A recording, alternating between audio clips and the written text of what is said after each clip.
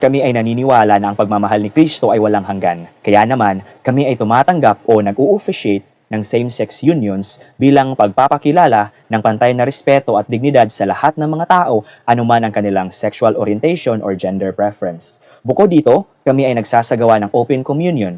Sa amin kasi, ang mesa ng Panginoon ay bukas, hindi lamang para sa mga Katoliko, kundi para sa lahat ng nananampalataya sa Diyos at nais makibahagi sa biyayang sakramental. Ang aming jurisdiction ay nag-ugat mula sa Old Catholic Church. Nagsimula itong mabuo noong First Vatican Council noong 1870 bilang reaksyon sa dogma ng papal infallibility.